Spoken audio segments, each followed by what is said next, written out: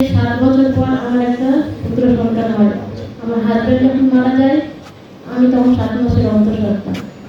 আমার হাজবেন্ড আমার বাচ্চাটা দেখে যেতে পারে না। তার অনেক ইচ্ছা ছিল সে বাবার ডাক শুনবে, কিন্তু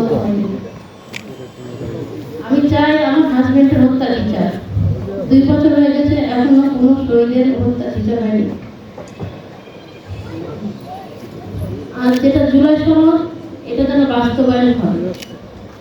এখনো জুলাই সনদে যেগুলো উল্লেখ করা আছে কিছুই সেটার একটা বাস্তবায়ন করা হয়নি।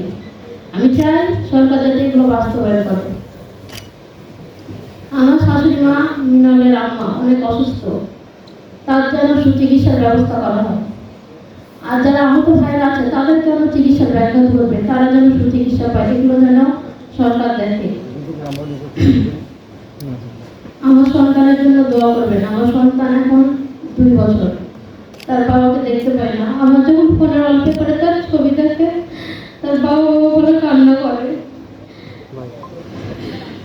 সে এখন বাবাটা বলতে শিখেছে, কিন্তু বাবাকে দেখতে পাই না।